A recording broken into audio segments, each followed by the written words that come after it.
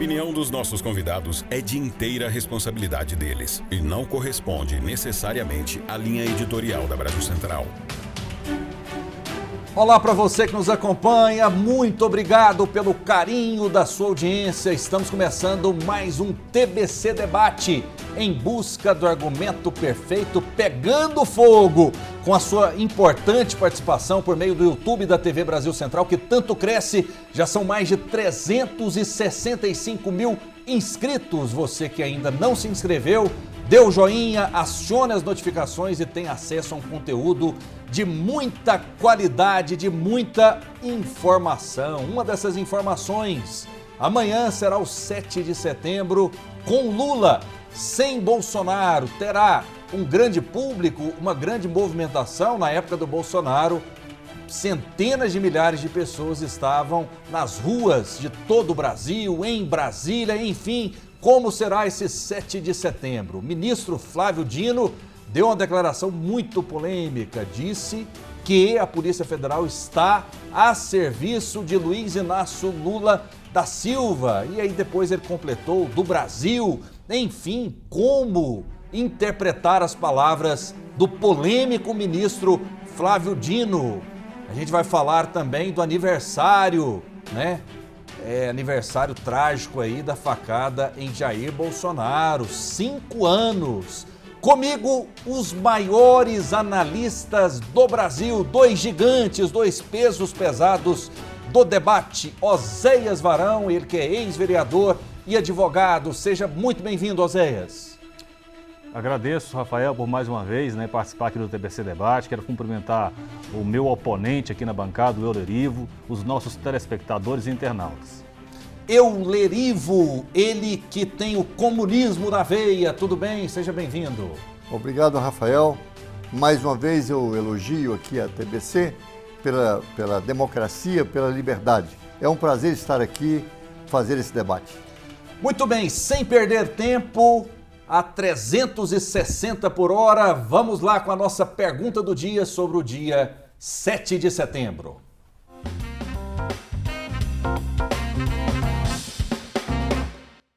A independência do Brasil completa amanhã 201 anos. Os tradicionais desfiles tiveram início a partir da proclamação da República em 1989, de acordo com o Arquivo Histórico do Exército. No ano passado, o Dia da Independência reuniu mais de 100 mil pessoas em Brasília, e às vésperas das eleições foi visto como comício político. Nesta terça-feira, o presidente da República, Luiz Inácio Lula da Silva, afirmou que os militares se apoderaram do feriado do 7 de setembro e que a data deixou de ser parte da sociedade. Todo país do mundo tem na festa da independência uma grande festa. O que aconteceu no Brasil é que, como nós tivemos durante 23 anos um regime autoritário, a verdade é que os militares se apoderaram do 7 de setembro. Não deixou de ser uma coisa da sociedade como um todo. O que nós estamos querendo fazer agora, com a participação do Exército, da Marinha e da Aeronáutica, é voltar a fazer um 7 de setembro de todos. Sim. Ou seja, o 7 de setembro é do militar, é do professor, é do médico, é do dentista, é do advogado, do vendedor de cachorro-quente, é do pequeno e médio empreendedor individual. O governo quer usar a data do 7 de setembro para apresentar um discurso de pacificação do país, desvincular símbolos nacionais do bolsonarismo e fazer um gesto de aproximação às Forças Armadas. A expectativa é reunir cerca de 30 mil pessoas no desfile, que vai ser realizado na esplanada dos ministérios no centro da capital federal. Na contramão, bolsonaristas fazem nas redes sociais uma campanha com o lema "Fique em casa no 7 de setembro". Preocupada com possíveis manifestações, a segurança do governo do Distrito Federal determinou a criação de um gabinete de mobilização institucional para o desfile de amanhã em Brasília, que será composto por órgãos do Distrito Federal e convidados, como os Ministérios da Justiça e o da Defesa, o Gabinete de Segurança Institucional, o Supremo Tribunal Federal e a Agência Brasileira de Inteligência. A senhora governadora em exercício esteve conosco, a governadora Celina, e nos demandou um apoio da Força Nacional, a pedido do governo do Distrito Federal. Nós estamos mobilizando, no caso de Brasília, a Força Nacional, e a mobilização própria das Forças Armadas. Então, eu creio que, apesar dessas ameaças, infelizmente ainda existentes, é algo residual. Mas nós não vamos permitir que haja a repetição dos terríveis eventos de 8 de janeiro nessa ação com os estados. E nós queremos saber a sua opinião. A quem pertence a celebração do 7 de setembro? A quem pertence? Vou começar essa rodada com Oséias Varão. É do Lula, 7 de setembro? É do Bolsonaro? É do povo brasileiro? A quem pertence, Oséias? Rafael, o 7 de setembro pertence a todos os brasileiros, né? Agora, a questão fundamental aí é que o Lula, o PT e a esquerda no Brasil sempre desprezaram o sentimento patriótico, né, o sentimento patriota. Eles nunca priorizaram o uso dos símbolos nacionais nas suas manifestações. Se você observar as manifestações da esquerda no Brasil, historicamente falando, inclusive, elas são dominadas por bandeiras que representam o socialismo, bandeiras vermelhas. Então, eles não têm arraigado no seu coração o amor ao Brasil. Eu costumo dizer que socialista, ele costuma pensar de uma maneira transnacional, internacional, né? Por isso existe, inclusive, a internacional socialista. Eles não se identificam em primeiro plano como brasileiros. Eles se identificam em primeiro plano como socialistas. Eles se identificam, inclusive, com todos os socialistas do mundo, né? Nesse sentido, existe uma aldeia global de socialistas e a esse sentimento que eles se ligam em primeiro plano. O sentimento patriota, se existe, inclusive, em alguns casos, é um sentimento secundário e isso fica muito claro, inclusive, na maneira com a qual eles se comportam, na maneira com a qual eles se posicionam. E o Lula, na minha avaliação, ele está fazendo um H aí, né? Ele está querendo dizer que entende que o 7 de setembro é importante, que precisa resgatar, porque os patriotas, nos últimos anos, principalmente identificados com o presidente Bolsonaro, adotaram essa data como sendo uma data oportuna para manifestações. E ele está tentando, na verdade, interromper esse processo de identificação dos brasileiros com o bolsonarismo e com o patriotismo e tentando ele mesmo agora apropriar de algo que eles desprezaram ao longo do tempo. Eulerivo, concorda ou discorda? É verdade que o comunista ele prefere o próprio regime, a sua própria ideologia do que o próprio país? Qual a sua visão, inclusive, a respeito do 7 de setembro, Euler? Muito bem. O 7 de setembro é uma data nacional. É a data de todo o povo brasileiro. O 7 de setembro não pode ser usado para julgar brasileiro contra brasileiro. Não pode. É uma data de união do Brasil. Nós, os comunistas, somos patriotas. Temos a bandeira verde e amarela como a nossa bandeira enquanto um país, enquanto uma pátria. Agora, nós somos um outro partido. Tem partido que tem a bandeira azul, tem partido que tem a bandeira branca, tem partido que tem a bandeira amarela. O nosso partido tem a bandeira vermelha, que é a bandeira da luta do trabalhador, né? A cor do sangue do trabalhador. Agora, essa é a bandeira do partido, do nosso Partido Comunista. Aqui, por exemplo, o Oséias tem um partido dele. Com certeza a bandeira não é vermelha, mas não é verde e amarela. Deve ser azul, branca, sei lá qual que é. Não é? A bandeira do Bolsonaro é amarela. Então isso aí é bandeira de partido. O PCdoB tem 100 anos. O partido mais patriota do Brasil é o Partido Comunista do Brasil. Queremos um Brasil para os brasileiros. E aqui é muito importante levantar uma questão importante. O Brasil, nos últimos anos, eu enfrentei o regime militar. Regime militar, você vê, o patriotismo acabou. Vê que coisa mais absurda. Um presidente da República, que fosse o Jair Bolsonaro, bater continência para a bandeira norte-americana. Não, meu amigo, tem que bater continência para a bandeira brasileira. Nenhum brasileiro tem que bater continência para a bandeira de país estrangeiro, pode ser poderoso como for. Aquilo foi uma vergonha, não é? Agora, o 7 de setembro do ano passado, o Bolsonaro tentou fazer um golpe contra a democracia. Ele tentou depois no dia 8 de janeiro, mas tentou 7 de setembro. Por isso ele botou 100 mil pessoas, deu tudo para botar gente em Brasília para ver se dividia brasileiros. Foi um grande erro dele. Botou 100 mil pessoas, felizmente não conseguiu dar o golpe. Felizmente. Agora, nós vamos botar 200 mil, 50 mil, não, nada disso. O povo do Brasil vai comemorar do jeito que ele achar que deve.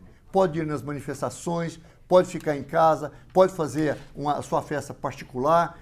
O 7 de setembro é uma data nacional de união do povo do Brasil. Não pode ser de divisão do Brasil. Muito bem, e hoje faz 5 anos da facada em Jair Bolsonaro, Euler. Olha, eu estava no interior pedindo voto quando eu vi lá que o Jair Bolsonaro teria levado uma facada. De cara, me veio uma informação que lá na Europa, na Holanda, um homem estava disputando a eleição lá e levou uma facada e por causa disso ele ganhou a eleição. Eu não acredito na facada, que o Bolsonaro levou facada. Logo a seguir, quando levou a tal da facada, o filho dele falou, não teve nada, que meu pai estava com colete. Aí depois, não, ele mudou o tom. Eu não acredito, quer dizer, teve aquele cara com aquela faca lá, aquilo para mim foi uma encenação para ganhar a eleição. Mesmo ele no hospital, aquilo para mim nunca me convenceu. Eu tenho assim, uma convicção que aquilo foi tudo uma grande farsa, uma grande farsa. O Bolsonaro parece que tem problema no intestino. Ele faz de vez em quando cirurgia, como outra pessoa também que tem. Tudo bem. Mas a facada mesmo, isso não aconteceu. Mas foi usado para ganhar a eleição, não é verdade? Fazer o quê? Foi usado, foi um truque. Oséias Varão, houve então uma grande conspiração, você acredita que houve a facada? Todos os veículos de comunicação divulgaram, houve uma equipe médica que o atendeu, houve uma logística para levá-lo até o hospital. Qual a sua visão, Oséias? Para você ver, né, tem gente que acredita que a Terra é plana. Então, tem gente que acredita que o Bolsonaro não sofreu uma facada. Faz parte, eu respeito, inclusive, acho que o Euler tem todo o direito de falar isso. Agora, me parece muito óbvio, né, que isso é um equívoco de interpretação da realidade muito grande, até porque você tem uma série de fatores que tornam essa hipótese um absurdo, né? Então, você tem toda a imprensa nacional, por exemplo, que é contra o Bolsonaro, ou quase toda ela é contra o Bolsonaro. Se o Bolsonaro tivesse feito uma farsa em torno desse assunto, os jornalistas já teriam descoberto, não é, Rafael? Concorda comigo? Os adversários dele, inclusive, já teriam descoberto, evidenciado e provado essa fraude. A Polícia Federal, né? Então é um negócio assim, na minha visão, um pouco de alucinação, com todo respeito. E aí, a gente precisa, eu queria nessa ocasião, Rafael, chamar a atenção para um detalhe que envolve esse assunto, que é o seguinte. O Bolsonaro foi vítima de um atentado na eleição passada que quase tirou a sua vida, né? Durante a campanha inteira, nós vimos ações violentas da esquerda, inclusive, contra manifestantes de direita, agredindo, simulando.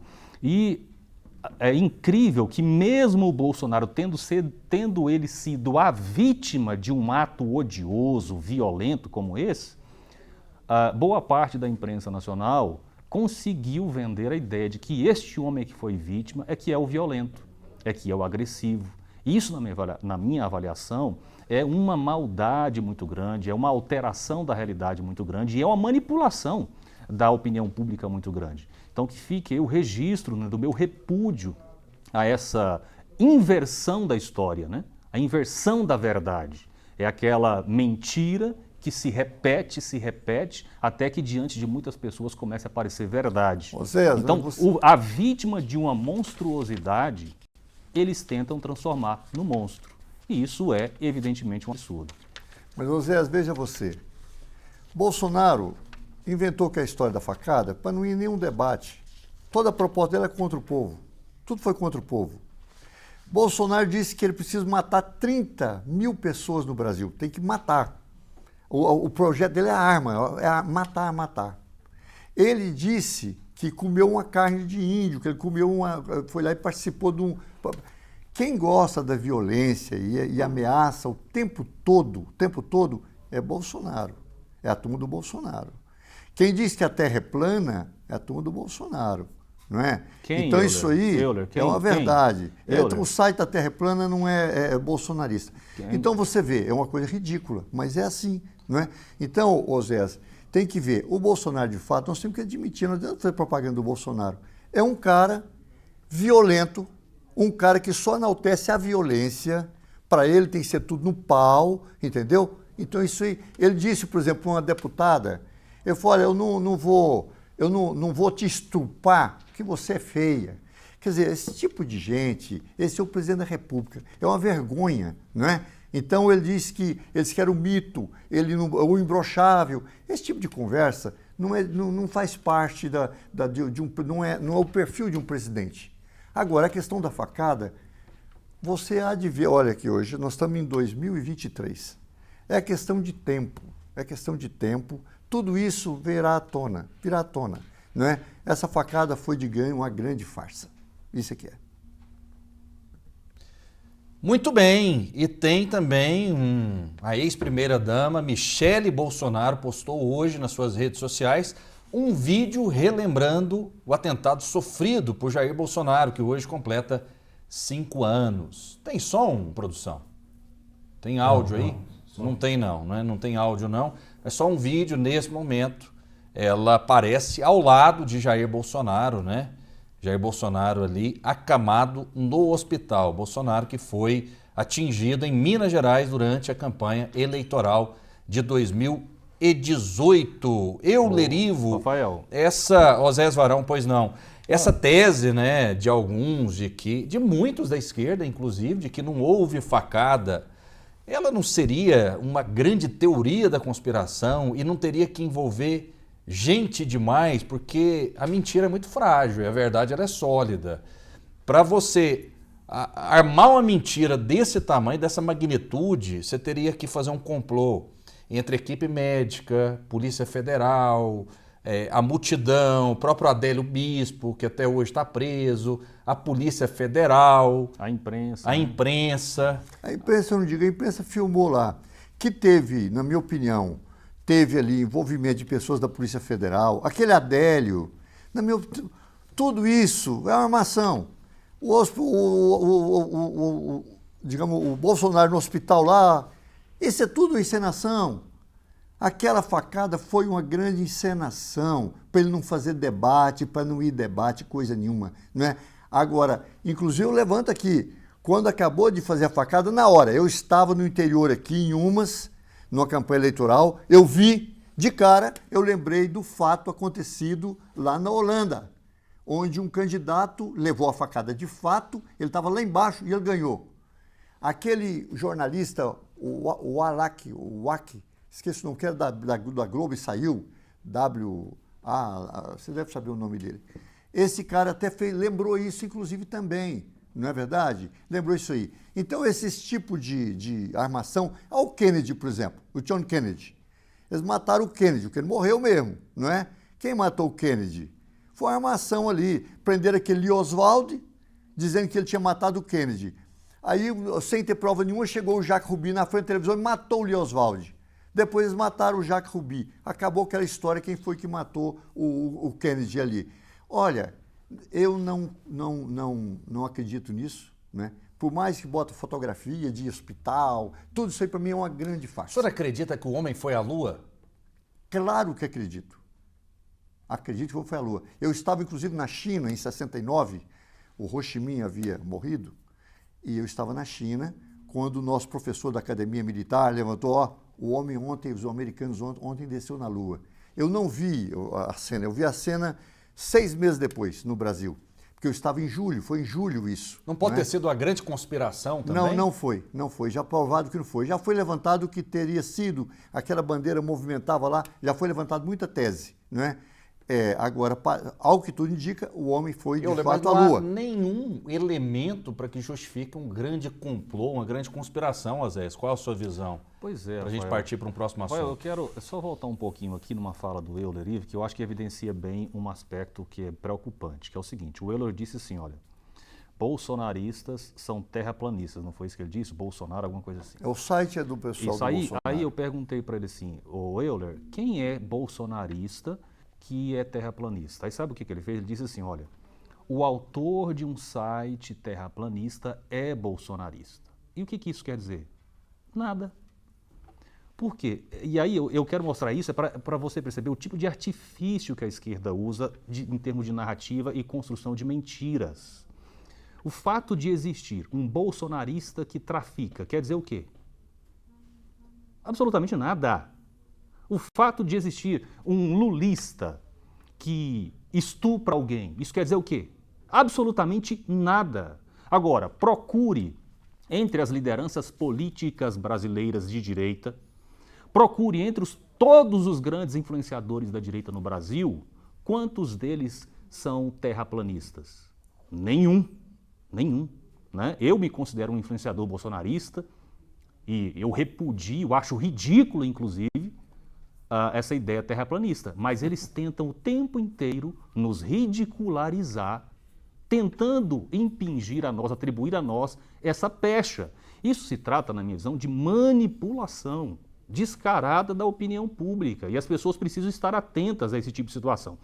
E o caso da facada, Rafael, é porque é o seguinte, embora seja uma tese ridícula, você acredita que tem muita gente que frequenta os grupos de WhatsApp do PT e da esquerda e que acreditam nisso? E o que eles fizeram? Eles construíram uma narrativa. Existe um documentário feito pela esquerda brasileira. Eles são muito hábeis nisso, na arte de manipular. Eles produziram um documentário, né, que evidencia um monte de situações suspeitas acerca da facada do Bolsonaro. E aí as pessoas assistem isso nos grupos de WhatsApp da esquerda, do PT, muita gente olha aquilo e acredita. E eles fazem isso, esse tipo de manipulação, eles fazem de propósito, né, para criar narrativas que sustentem o poder que eles querem exercer sobre o povo brasileiro. Muito bem, olha só, continuando a falar de 7 de setembro, a repórter Jaqueline Moura foi às ruas de Goiânia e ouviu a população sobre a importância dessa data comemorativa. Vamos acompanhar. Em 2022, o 7 de setembro foi comemorado em Brasília e em várias capitais do país. Centenas de pessoas se vestiram de verde e amarelo e foram para as ruas. Este ano, a expectativa é que o desfile em Brasília seja sem a participação da Polícia Federal e da Polícia Rodoviária Federal. Também não está previsto o discurso do presidente Lula durante o desfile. Fomos às ruas saber o que as pessoas esperam deste 7 de setembro. Vamos ver. Eu acho que vai ser igualzinho ao ano passado. Pessoas não vão vir para a rua para comemorar 7 de setembro, não. Por quê? Por causa da crise que está no Brasil inteiro, tá bom? Não tem como mais comemorar essa data nossa. Eu acho que não vai ser diferente, não. É para ser melhor. Acho que as pessoas estão melhores e não há o porquê ficar dentro de casa igual essa campanha sem motivo. Então tem tudo para ser uma coisa melhor. Não pensar de forma negativa. Não é vestir de preto, é vestir de verde, amarelo, celebrar a saúde, celebrar a vida e nada de coisa negativa. O 7 de setembro desse ano depende muito de cada um, né? Cada um que faz o seu, depende muito da reciprocidade, de como cada um age com o nosso próximo. Eu creio e espero que seja melhor do que o do ano passado, né? A perspectiva é sempre melhorar e sempre estar buscando essa melhora. Eu não vou te falar o que eu acho que vai ser, não. Eu acho, que eu penso que deveria de ser. De ninguém nem pôr a cara na rua, mediante o que a gente está vivendo. Diante dos governantes nossos. Diante do que o presidente e sua forja está fazendo com o Brasil. Ninguém merece, nenhum ser humano merece. Bom, eu acho que vai ter gente sim, até mesmo porque tem 2, 3 anos aí que ninguém sai na rua direito, não tem apresentação direito por causa da pandemia e tal. Eu acho que a população está meio chateada, está tudo muito difícil, né? A vida do povo, vou dar 30 segundos para cada um. Tá fácil, tá difícil. A gente ouviu gente favorável, gente contra governo de direita, governo de esquerda, enfim, a voz das ruas, que é muito importante. Euler, a vida tá fácil, a vida tá difícil. As pessoas estão reclamando, Euler. Olha, o Brasil é um país capitalista, selvagem. Quem manda no Brasil são os bancos. Os bancos abocanham a metade da renda brasileira. E os capitalistas do Brasil, para pagar o banco, eles sangram o trabalhador. É um dos países onde o trabalhador é escravizado no Brasil. É uma miséria. Aqui o salário é de miséria. Então a situação está muito difícil para o povo brasileiro, muito difícil. E esteve muito pior ainda no governo Bolsonaro, que tirou os direitos trabalhistas, acabou com o Ministério do Trabalho. Ainda bem que agora chegou o Lula. E ele está procurando fazer com que o salário seja acima da inflação. É o esforço dele. Agora, recentemente, nós que lutamos pela moradia, hoje, ainda ontem, nós fizemos uma inscrição, nossa entidade conseguiu fazer inscrição, porque o Lula voltou à luta da moradia, casa própria para o povo, é uma nova bandeira do Lula, porque no governo Lula tinha casa própria para o povo. O Bolsonaro acabou com o programa Minha Casa Minha Vida, instituiu o programa Verde, Casa Verde e Amarela, que não era nem verde nem amarela, que era R$1.000 por mês, agora voltou. Eu acho que o Brasil melhorou.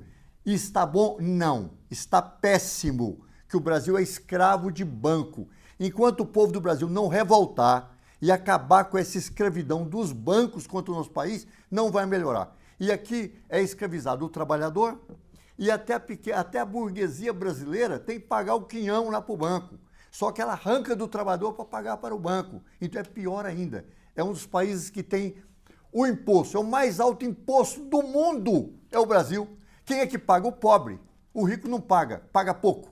O pobre paga 26% que ele ganha de imposto. O rico paga 10%, ou menos de 10%. Quer dizer, o Brasil é assim, o pobre ganha pouco e paga muito. É isso que é. Oséias Varão, qual a sua visão?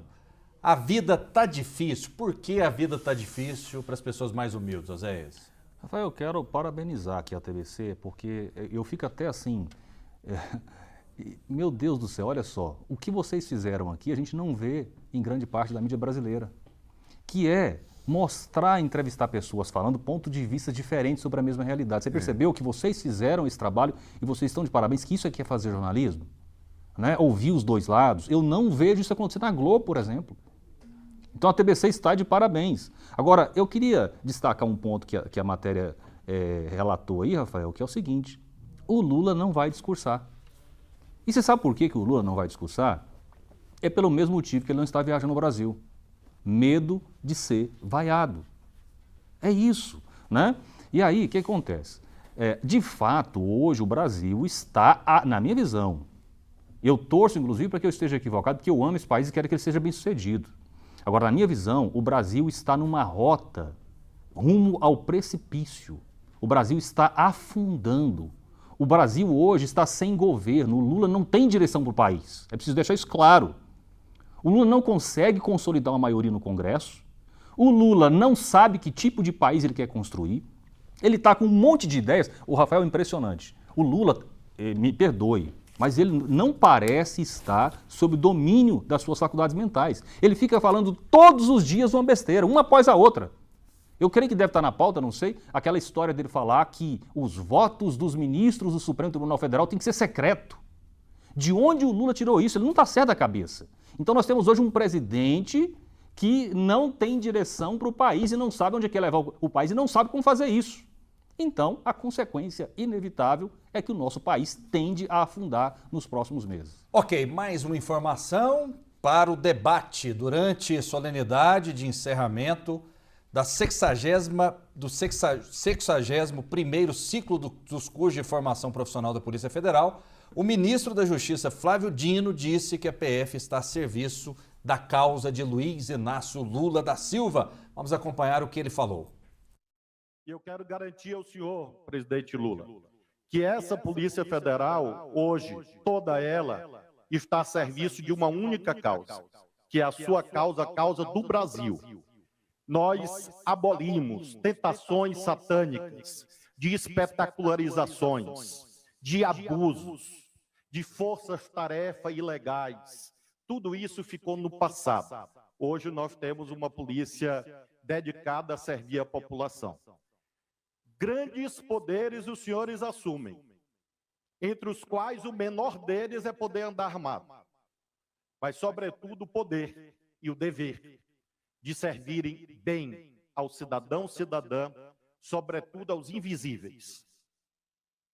O que chama a atenção é o início da fala do ministro Flávio Dino. Ele diz o seguinte: a Polícia Federal hoje está a serviço do senhor, Lula estava presente, e do Brasil. E depois ele continuou o seu raciocínio a respeito da Polícia Federal. A Polícia Federal, ela precisa ser independente? Ela é independente? Como que você avalia, Oséias, as falas do ministro?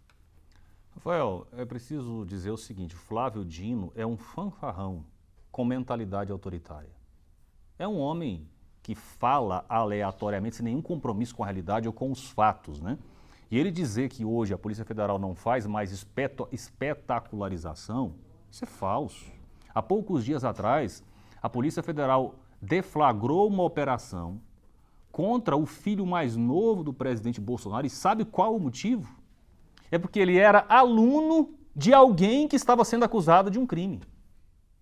Meu Deus do céu, onde é que nós vamos parar nesse estado de arbítrio? E o Flávio Dino hoje é o cabo de chicote do Lula, da esquerda, né, para promover justiçamento.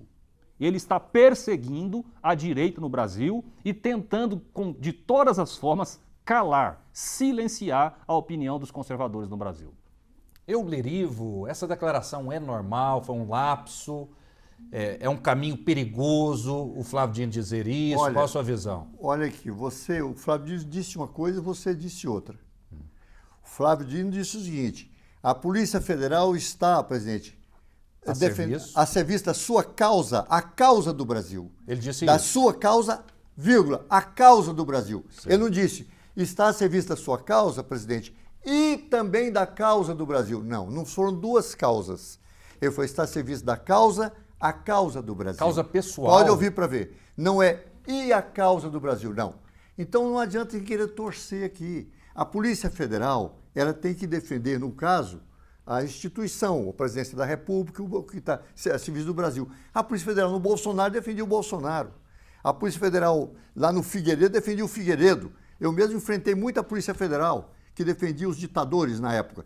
A Polícia Federal serve ao governo que está colocado ali. Agora, eu quero levantar que não podemos manipular a frase. A frase do Dino está aí, ó. Acabamos de falar aqui agora, pode voltar ela aí. Está a serviço da sua causa, a causa do Brasil. Quer dizer, está a serviço da sua causa, presidente, porque é a causa do Brasil. Não está a serviço da causa sua e do Brasil. Não foram duas coisas. Pode voltar para você ver. Então, nós não podemos... Vamos voltar então, vamos voltar, no início? Vamos voltar no início da frase do... Vamos voltar no início da fala. É. E a fala foi essa mesmo. Agora, então, como que a gente interpreta... Ele não falou e a causa do Brasil, não. Okay. Está na sua causa, a causa do Brasil. Agora, como que a gente interpreta? Oséias, eu sei que você quer a palavra, mas vamos ouvir o começo da fala, só o começo aqui, para a gente ganhar tempo e ser totalmente justo, totalmente objetivo, afinal de contas, a interpretação é de vocês. Coloca aí para gente. E eu quero garantir ao senhor, presidente Lula, que essa Polícia Federal, hoje, toda ela, está a serviço de uma única causa, que é a sua causa, a causa do Brasil. A causa do Brasil. Garantir ao senhor. Sim, a sua causa, a causa do Brasil. Não é uma declaração perigosa? Deixa eu até passar para o Oséias. De forma... Mas é exatamente nesse ponto. Que tem essa olha declaração. só, gente, é exatamente nesse ponto que eu queria focar. Nós temos que ter muito cuidado quando eu tento identificar a figura do líder com a figura dos interesses do país, como se fossem um só. É por isso que a gente precisa trabalhar com interesse público. Inclusive, o interesse público é garantido na Constituição Federal. O que é o interesse público? É o interesse do país, o interesse do povo, da nação, de todos. E esse interesse se mistura com interesses de presidente, de projetos, de poder? Obviamente que não. E aí é que está o equívoco do Flávio Dino, o absurdo do que ele disse. Não se pode misturar as duas coisas. O interesse do Lula é uma coisa, na maioria das vezes, o interesse público é outro. Eles podem até se coincidir em determinado momento, mas nem sempre. Portanto, ele não pode dizer que isso é um projeto do Lula, que esse é o interesse do Lula. Esse é o interesse do país, é o interesse do povo brasileiro. E na minha visão, esse tipo de fala deixa margem para a interpretação de que eles estão utilizando a Polícia Federal para interesses pessoais conforme a visão do Lula. E isso não pode acontecer. A Polícia Federal precisa trabalhar e operar segundo a Constituição Federal e as leis. E ponto. Por que ele não falou isso? Por que ele precisa trazer o chefe dele como sendo ele o sinônimo do interesse do país?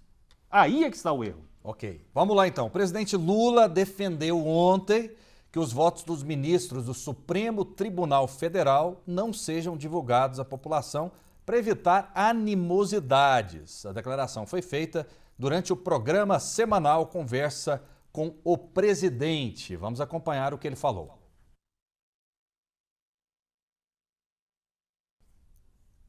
E mais tarde, o ministro da Justiça, Flávio Dino, disse que debate sobre voto secreto no STF é válido. Na verdade, há um debate posto no mundo sobre a forma dos tribunais supremos deliberarem.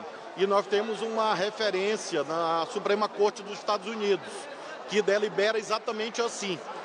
Ela delibera a partir dos votos individuais e é comunicada a posição da Corte, e não a posição individual desse ou daquele justice nos Estados Unidos. Algumas Supremas Cortes ao redor do mundo adotam esse modelo. Ele mesmo me indagou sobre isso e é evidente que em algum momento, em sede constitucional ou mesmo do futuro Estatuto da Magistratura, esse é um debate válido, assim como o debate acerca de mandatos no tribunal, porque os Estados Unidos não adotam mandato, mas os tribunais constitucionais da Europa adotam. Então, em algum momento, esse debate vai colocar, é claro que não é algo para já, para amanhã, mas é uma observação importante. Osés Varão, qual a sua opinião? Voto secreto no STF, a favor ou contra? Rafael, isso na verdade é um absurdo. Nós estamos caminhando para uma situação no Brasil onde estão tentando normalizar o absurdo. Olha só, Rafael, o Lula disse duas coisas ali que nós temos que denunciar. Olha, ele disse que não cabe ao presidente da República gostar ou deixar de gostar de uma decisão do Supremo Tribunal Federal. E ao cidadão comum brasileiro? Se não cabe ao presidente da República, e o cidadão comum brasileiro? Não pode gostar ou deixar de gostar de uma decisão do Supremo? O Lula está querendo controlar o gosto das pessoas. Que tipo de pessoa se propõe a controlar o gostar ou deixar de gostar das pessoas? Isso é mentalidade absurdamente autoritária. Você jamais poderia dizer um absurdo desse. Agora, se ele disser o seguinte, decisão judicial tem que ser cumprida, ele está certo. Agora, dizer que eu não tenho o direito de não gostar da decisão, de me indignar com a decisão, meu Deus do céu. Agora, a população não tem que saber como determinado ministro decidiu. Mais um exemplo de mentalidade absurdamente autoritária do Lula. A Constituição Federal brasileira trabalha o princípio da transparência quando se fala de administração pública e de interesse público. E por que ela faz isso? É porque o povo precisa fiscalizar a correção das decisões que são tomadas em todos os níveis da administração pública. Esse tipo de situação que o Lula quer implantar abre brecha para o arbítrio, para o autoritarismo, para decisões parciais, para decisões injustificadas, para decisões criminosas com base em propina e na corrupção. E o povo não tem como ver, o povo não tem como verificar, porque ele quer que o voto dos ministros seja secreto.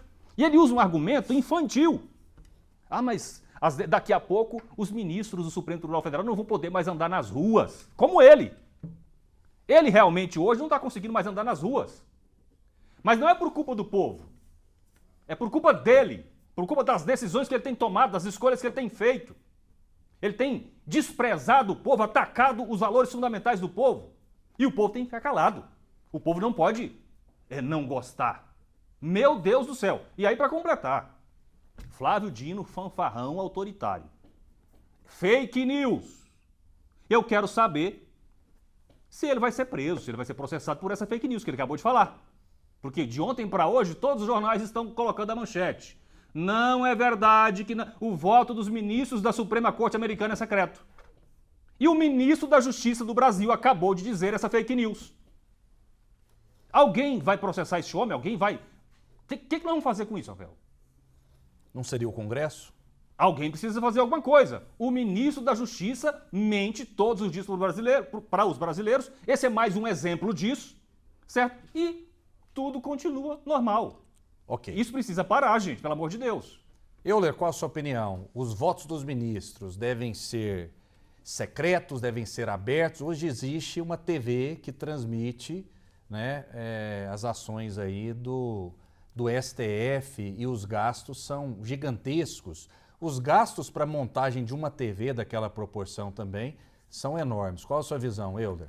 Olha, eu sempre parto de um ponto de vista, eu sempre tenho falado aqui, nós, os comunistas. O Brasil vive um país capitalista.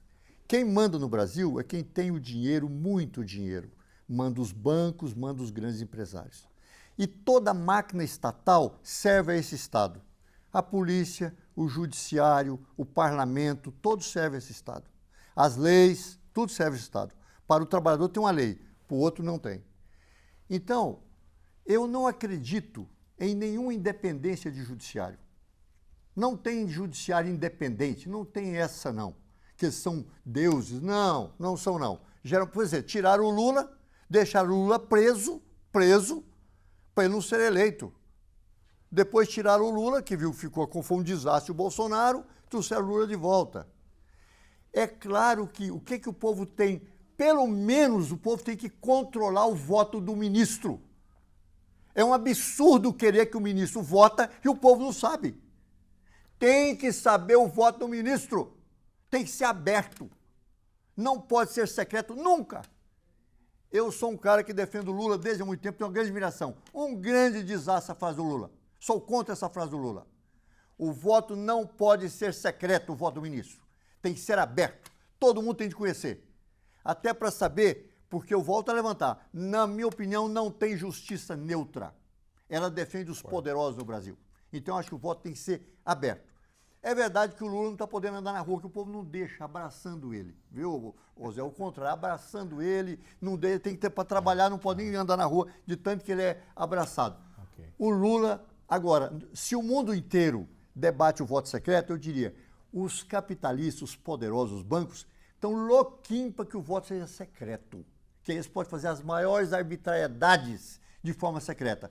Ainda bem que não é secreta. Rafael, e não devemos deixar que seja. Vocês dois concordaram a respeito desse assunto e eu, como apresentadora, âncora, tenho o direito de concordar também. Eu acho que a sua fala foi impecável. E outra coisa também que o Euler falou, que eu concordo muito com ele, é que não existe justiça neutra. Ele está correto, A justiça serve, em muitos casos, muitos interesses. Não existe ninguém neutro. Euler não é neutro, eu não sou neutro, nem o Oséias é neutro. Então, eu achei a fala muito sincera, Rafael, da sua parte. Eu quero aqui aplaudir o Euler Ivo. E eu já disse para você que eu estou muito feliz de debater com ele aqui na bancada, porque, embora nós tenhamos visões completamente diferentes sobre a maioria dos assuntos, eu percebo ele era uma pessoa honesta intelectualmente. Ele fez algo aqui que eu já fiz muitas vezes em relação ao Bolsonaro. Talvez você não viu, porque você começou a participar de debate comigo agora, mas eu já fiz críticas duras ao Bolsonaro também. Eu acho que a gente tem que ter honestidade intelectual, né? Então, parabéns a você por essa fala. Você só parabeniza o Euler quando ele concorda com você, Oséias?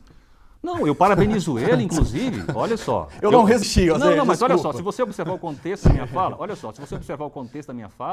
eu aplaudi antes como debatedor. Sim, é verdade. Né? Então, e disse que me sinto honrado de debater com ele. É verdade, obrigado. É porque eu não resisti. Às vezes a gente tem que ter um bom humor também. É claro. Olha só, agora eu acho que vocês vão discordar, mas vocês fiquem à vontade. É bom também quando há convergência.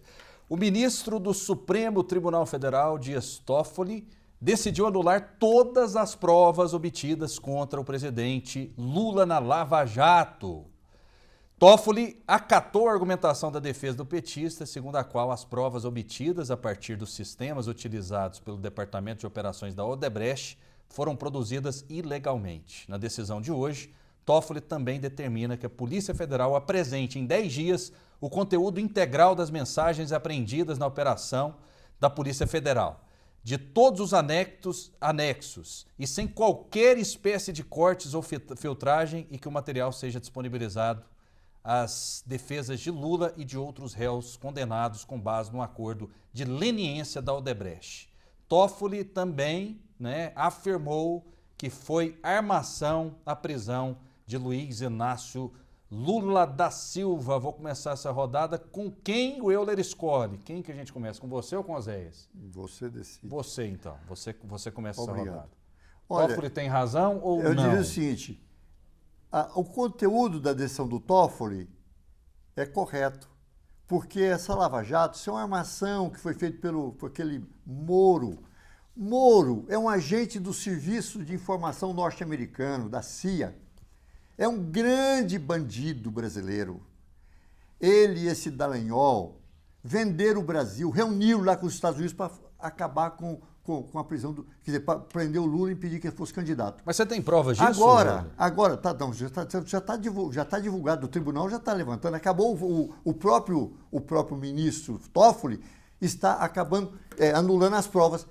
O que eu levanto aqui é que vem muito tarde, não é?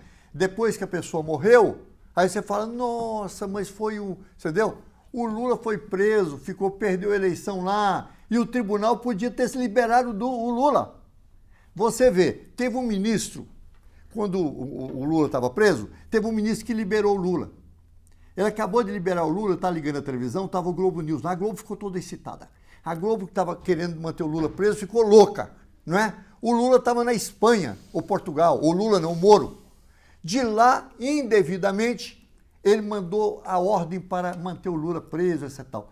Foi feito só arbitrariedade contra o Lula. O Lula foi uma grande vítima. Agora, o que eu lamento é que, você vê, só agora, depois que o Lula já foi solto, já ganhou a eleição, fala, realmente, a prisão do Lula foi errada, entendeu? Depois que ele foi preso mais de 500 dias. Então, o lamento é isso, por isso que eu levanto, não tem justiça neutra. O Lula, quando foi preso, aquilo é ordem, na minha opinião, dos norte-americanos. Como também agora, na última eleição, também entrou o peso norte-americano também do mesmo jeito. Então, é uma decisão correta, porém tardia. Para que serve? Eu posso perguntar ao ministro, para que serve hoje? O Javier... Só para deixar livre isso aí, entendeu? Eu mesmo fui processado uma vez aqui, uma coisa absurda, e eu não tive condições de voltar atrás e limpar o meu nome, não é? Agora, o caso do Lula, que é presidente da República, então o cara vai lá e mostra isso aí. Eu acho que veio tarde. O Javier Elias participa aqui por meio do nosso WhatsApp e diz o seguinte, Euler, você não estaria na década de 1960, 70, achando que tudo é culpa dos Estados Unidos? É um fantasma na sua vida os Estados Unidos, Euler? Não é uma presença física. Presença física, amigo. Olha para você ver, quem manda no Brasil hoje, olha aí, são os bancos, principalmente norte-americanos. Quem dá ordem para o exército brasileiro, vive levando os generais para o Brasil, é o norte-americano agora. Não é do passado, não. É que no passado eu fui vítima do regime militar, enfrentei o regime militar e não mudou, não. O Brasil não mudou. O regime militar não foi derrubado, ele foi ultrapassado, ele foi metamorfoseado. Ele continua do mesmo jeito. O domínio das Forças Armadas do Brasil continua na mão do norte-americano. Os bancos são principalmente norte-americanos. O controle é o dólar, o SWIFT dos bancos. Okay. Eles controlam o Brasil. Isso é americano. Isso não é eu que estou inventando, não, meu amigo. Okay. É a realidade do mundo. Oséias. Rafael, é o seguinte, eu quero ler um texto aqui escrito pela Cláudia Wilde no Twitter dela. Ela diz o seguinte, o STF é composto por legisladores sem mandato, juízes que não são aprovados em concurso público, ativistas apadrinhados políticos e ex-advogados de partido. O resultado é a lambança que observamos. Jogaram o Estado de Direito na lata do lixo. Quem é Dias Toffoli? Dias Toffoli é um militante histórico do PT, advogado, não conseguiu passar num concurso para juiz, foi advogado do PT durante muitos anos. E o que ele fez aí não foi uma decisão jurídica baseada nas leis, e a própria fala dele evidencia que não se trata de um juiz imparcial, né? O que ele está fazendo ali é mentir. O Dias Toffoli está mentindo. Por quê? Eu sou advogado e sei que o que ele fez não foi declarar a inocência do Lula. Ele não tem subsídios para declarar a inocência do Lula. O que ele fez foi o seguinte, ele anulou as provas contra o Lula. E eu pergunto a você, telespectador inteligente, o fato de não ter provas contra alguém, ou de se anular as provas contra alguém, quer dizer que ele é inocente? Óbvio que não. Eu posso ter alguém que é muito culpado, que cometeu crimes absurdos, só que você não tem provas contra ele, ou as provas contra ele foram anuladas. O que está acontecendo nesse momento é uma manipulação da narrativa. Eles estão trabalhando para limpar de uma vez por todas a barra do Lula e tentando transformar a mentira em verdade pela repetição. Só que isso não vai acontecer. Hoje nós vivemos num ambiente de democracia, de liberdade de expressão nas redes sociais, que eles podem repetir essa mentira 1000 vezes. É igual a história de que o Lula foi inocentado, Rafael. Isso é um absurdo. O Lula não foi inocentado. O Lula nunca foi declarado inocente naqueles processos lá no Supremo Tribunal Federal. Anularam as provas, anularam a condenação, usando filigranas, artifícios. Não se entrou na discussão se ele é culpado ou inocente, e aí eles saem gritando agora. Oh, o Lula foi declarado inocente.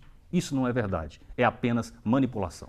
Ok, vamos lá, vamos falar de outro assunto. O PP e o PSB emperraram o anúncio da reforma ministerial e o presidente Lula tenta chegar a um acordo para anunciar as alterações até o dia 7.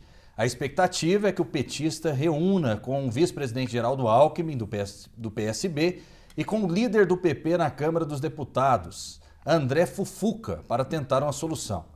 O PP ainda resiste a assumir o esporte. Para atrair o partido, uma hipótese seria a criação da Secretaria Nacional de Prêmios e Apostas, que traria um incremento orçamentário de 2 bilhões em 2024.